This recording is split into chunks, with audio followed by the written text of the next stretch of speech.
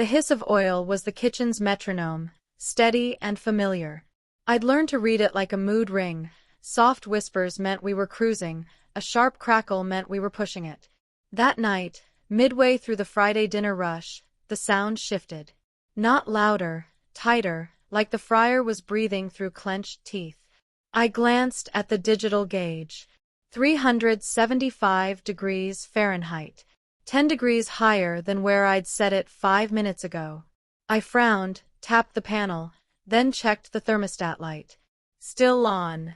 It shouldn't have been heating at all. Hey, careful on fry station, I called, eyes still on the readout. Drop times might be short.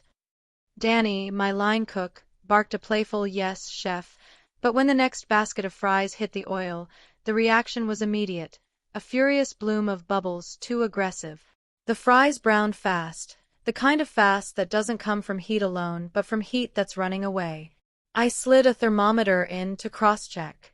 The probe climbed past 380 degrees Fahrenheit, then 390 degrees Fahrenheit. The fryer's own gauge lagged behind, like it was afraid to admit the truth. Kill the left vat, I said. Now. Danny cut the gas. The flame died, but the oil kept seething, stored heat, inertia. A few seconds later, the thermostat indicator flickered oddly, as if deciding whether to betray us again. I waved down front of house to pause orders on anything fried. There were groans when the ticket rail kept chattering, but I could already see the story playing out. Baskets sizzling faster than we could pull them, batter scorching at the surface while the inside stayed raw, tempura turning bitter and black. If we pushed through it, we'd send out complaints by the trayful, and we hadn't even addressed the safety risk. Oil that hot didn't just cook, it punished. I pulled off the front plate and took a flashlight to the fryer's guts. The thermostat capillary was intact. Wiring looked fine, but the high limit reset was sticky to the touch, as if it had tripped recently and half-heartedly returned. I pressed it. Solid click. I reassembled, then checked the gas valve for any stutter. Nothing obvious. The real villain was the thermostat. It was reading slow and engaging late. Swap to right vat only, I said. We're going single fryer at 350. Tight timing, small batches. Danny adjusted, face a shade paler. Think it's gonna blow? No, I said. But it could lie to us again. Word spread down the line. No rush drops, no holding baskets over heat, no stacked tickets for fried items. We trimmed the menu mid-service, cut calamari, kept fries, chicken, and the catfish special. Everyone pivoted. The grill picked up slack. We 86D onion rings with a line cook's funeral solemnity. Then a ticket came through with a scribble I recognized. Table 12, the owner's friends. They wanted everything. Of course they did. Send them grilled alternatives, I told the expo. If they insist, I'll explain. They insisted. I went out front. We had a fryer spike, I told them, calm and simple. We're not serving fried food from that vat until it's safe and consistent. We can do grilled shrimp instead of calamari, roast potatoes instead of fries. The flavors will still make you happy. A man at the head of the table gave me the look people give when they're used to getting their way. But his wife cut in. We trust the chef, she said. Surprise us. Back in the kitchen, we made the pivot feel deliberate. Gremolata on the grilled shrimp, hand-smashed potatoes with garlic confit, a bright slaw to keep the fish honest. The plates looked purposeful, not compromised. Service rode that edge for another hour. The fryer calmed as it cooled, but I didn't trust it. Near closing, with the rush over and the heat finally bleeding away, I pulled the thermostat assembly for a closer look. Heat scoring on the back plate. A faint smell like burnt dust and old wiring. The kind of fatigue that doesn't shout, it whispers, night after night, until someone finally hears it. I ordered a new thermostat and high limit switch before I took off my apron. Then I wrote a note for the morning crew. Left fryer offline. Temperature drift. Do not use until replaced. If someone says it seems fine, they can buy the next fire extinguisher. When I finally stepped outside, the air felt thin and kind. My hands smelled like citrus and steel. Inside, the kitchen was cooling, lights winking out one by one. We hadn't sent a single plate back. We hadn't gambled with safety. We had chosen the kind of discipline no one applauds until the day it saves them. In this business, the best victories are invisible, measured in the crises that don't happen. I noticed a temperature spike on the fryer, and my warning was simple. Not today. Not on my watch. The next morning, I came in early, just me and the hum of the walk-in. The fryer sat there like a sulking animal, cleaned, cool, and still dangerous in the way a quiet thing can be. I laid out tools on a bar mat, the same way I lay out mice, in the order I'd need them, no surprises. I pulled the faceplate again and set the old thermostat on the prep table. It felt heavier than it looked, like it had absorbed years of grudges. I'd seen this before, equipment that had worked just long enough to earn our trust, then decided to collect on the debt all at once. Trust, in kitchens, has a half-life. Morning, chef.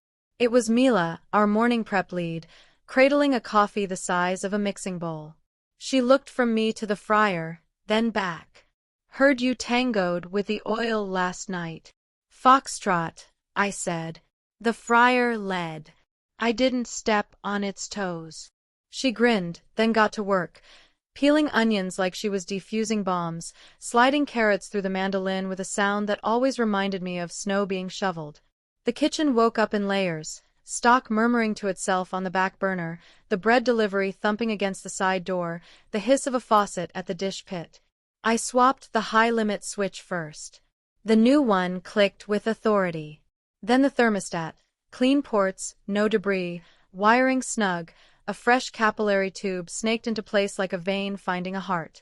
I tightened the final screw and stood there for a breath, hands on the rim, feeling the latent tension of a thing that might behave now, or might take the first chance to lie again. Moment of truth? Mila asked. Moment of data, I said, and lit the pilot. We brought the oil up slow, as if coaxing a secret out of it. The gauge climbed. 200 degrees Fahrenheit, 275 degrees Fahrenheit, 325 degrees Fahrenheit. No lag, no gulp. At 350 degrees Fahrenheit, the thermostat cut the flame, then re-engaged with a kind of precision you can only really appreciate if you've watched 1,000 nearly right cycles try to pass as good enough. I dropped a tester basket, nothing but a few cubes of stale bread. They browned evenly. No frantic boil, no manic bubbling like last night. The oil smelled clean, not scorched. I took notes on a pad I kept for these things. Delta at 350, plus or minus 4 degrees Fahrenheit. Recovery time, 28 seconds. Flame response, immediate. Satisfying numbers, boring numbers, the best kind. By lunch, the line was set, the team briefed. We brought back the full fry menu, with a caveat. First hour, small batches, no more than 2 baskets at once, and 1 person on the station who would do nothing else. I put Danny there, not as punishment, but because he'd felt the edge with me. People do better work when they've seen how close the cliff is. Redrop if color turns too fast, I told him. If your gut says pull, pull. We'd rather refire than apologize. He nodded, serious in a way that had nothing to do with fear. It was the seriousness of someone entrusted with a sharp tool and told he could be trusted. The lunch rush came in polite waves. Fries sang at the right pitch. Catfish released from the oil with a whisper instead of a shout. Onion rings came out the exact shade of autumn wheat. Each plate passed through my hands, and each time I felt the same small relief, the body's quiet release valve. It's right. Keep going. Mid-service, the owner stepped onto the line, as he sometimes did when investors had questions and he needed to look like the ship was steady. He sniffed the air, looked at the fryer, then at me. We good? He asked. We're better, I said. New thermostat and high limit. We'll keep monitoring. He nodded, but his eyes had that flicker, the mental abacus clicking through dollars. I headed it off. Last night we saved two things, I said. A service and your insurance premium. He laughed, short, real, and clapped my shoulder. Carry on. The rest of lunch played out without drama. We sold out of the catfish special on purpose, not because we were scrambling. The POS didn't throw any error tickets. No one asked to see the manager. The fryer held. It felt like walking across a bridge we'd rebuilt under our own feet, plank by plank, and finding out it could carry weight again. After we closed between services, I sat at the back step with a glass of water and a lemon peel, a ritual I picked up from a chef who said you should always drink something that tastes clean after a rush that doesn't. Danny joined me, ankles cocked, apron unfastened. You ever worry you're overreacting? He asked. Like, we shut down a whole station for a spike that might have just gone away? Yes, I said. And that's exactly why I don't negotiate with that feeling. The day I start bargaining with safety is the day this place owns me, not the other way around. He thought about that, turning it over the way cooks turn over knives in their hands when they're deciding whether to buy. I liked that we pivoted, he said. Felt, I don't know, professional. Professional is boring from the outside, I said.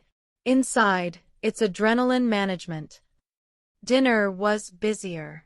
Word travels fast when your plates look good on someone's feed. We held to the plan and tested the limits carefully. I logged temps every 20 minutes, then every hour when I trusted the pattern. The thermostat kept hitting its marks like a drummer who knows the song by muscle memory. At 9:30, a ticket came in for a 6-top with a severe allergy note. No shellfish, no cross-contact, no fryer items.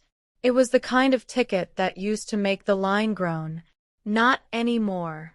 We had systems. We had a plan that wasn't just, try hard. The fryer station became a clean island. We routed anything risky away. We made the allergy plate first and guarded it like a secret. When it went out, it looked as indulgent as everything else. No one at that table knew how many tiny choices had protected them. We closed on time. The fryer cooled like a tamed thing. I wrote new notes in the logbook. Left vat stable, parts replaced. Keep an eye on the gas valve sound at low flame. Order spare high limit, label it. I taped the old thermostat to the page with blue painter's tape and wrote across it with a Sharpie, Liar. On my way out, I stopped at the dish pit. Luis was finishing the last racks, steam feathering around his face.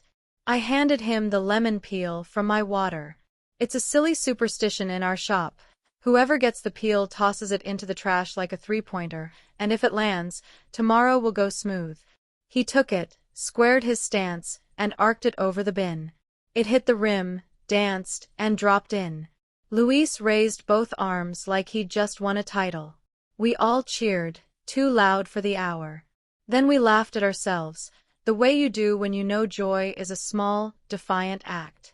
On the walk home, the city felt tuned. I passed the light industrial block where the bakery's night shift was just getting going, the smell of hot sugar mixed with diesel like an argued truce. I thought about the fryer, the spike, the choice to slow down when everything around me said speed up. Kitchens teach you to move fast, but they reward you for knowing exactly when not to. That's the trick no one writes on the menu. Restraint. It doesn't photograph as well as a perfect fry crust, but it keeps the lights on and the people safe. It's the unglamorous backbone of craft. And sometimes, if you're lucky, it turns into something you can taste. Cleaner, truer, more generous than it would have been if you'd taken the easy win. When I got home, I jotted a final note on a scrap of paper I keep by the door. Not a recipe. Not a prep list. Just a reminder for the next time a gauge climbs and a whisper in the back of my head says, it'll probably be fine. The note said, listen, adjust, protect, then cook. The following Friday, we were ready. New parts logged, spare high limit labeled, temps charted like tide tables. We didn't talk about the spike anymore, but it lived in the room with us, quiet, instructive, like a scar you stop noticing until the weather changes. Halfway through the rush, a regular named Rosa came in. She's a nurse who works swing shifts and orders the same thing every time. Catfish, extra lemon, side of slaw. She sat at the counter where she could watch the line. When her plate landed, she took a bite, then another. She held one fry in the air like a metronome tick and smiled. "Back to perfect," she said. "Whatever you fixed. Thank you." I nodded, but inside, something unclenched that I hadn't realized was still tight. Later, the owner's table sent a short note on a folded receipt. "We noticed the pivot last week. We also noticed that you didn't make excuses. Keep doing that." There was a signature I didn't recognize, then a small drawing of a lemon peel in a perfect arc. Around 10, the dining room thinned to the kind of hush that kitchens earn like a cool down after a sprint. We were wiping down, counting towels, the normal end-of-night choreography, when Danny drifted over to the fryer and watched the surface for a long breath. The oil hardly moved, just a mild, even shimmer. He said, mostly to himself, "You can tell when something is safe just by how it rests." "Same with people," Mila said, passing with a bus tub. "Tension shows when it shouldn't have to." I shut the fryer down and flipped the master gas valve, the motion now as natural as tying an apron. We filtered the oil, skimmed the crumbs, hung the baskets to dry, each small task a closing bracket. At the logbook, I wrote the last entry for the saga, 1 week post-repair. Stable, responsive, boring. Keep it that way. Then I tore off a thin strip of blue painter's tape and stuck it to the edge of the page. A bookmark. A reminder. We gathered at the dish pit for the nightly ritual. Luis held the lemon peel, eyeing the bin like a rival. He pumped his fist once, launched it high, and we all craned our necks like spectators at a tiny, ridiculous sport. The peel spun, nicked the rim, and dropped clean. The cheer rolled through the empty dining room, bounced off glass and tile, turned into laughter that loosened something stubborn in all of us. It wasn't about luck. It was about choosing together to treat small care like it mattered. Because it does. When I stepped out into the alley, the air had that cool edge that promises a change in season. I locked the door, checked it twice, and turned toward the streetlights. My hands smelled like citrus and steel again, and I liked that. It meant the work had been done right. I thought about what I'd write on the prep list tomorrow, what we might run as a weekend special, how I'd train the new kid to hear the difference between lively and dangerous. And I thought about the spike, the moment a number told a story and we listened. Kitchens don't reward heroics as much as they reward attention. Last week, attention looked like saying no. Tonight, it looked like a plate of fries so precisely golden that a nurse on her break felt taken care of. That's the ending, I think, not a cliffhanger, not a blaze, just a decision repeated until it becomes a culture. I noticed a temperature spike on the fryer, and my warning wasn't a one-off. It became a way we work. Listen, adjust, protect, then cook. And when the oil is calm and honest again, serve with lemon.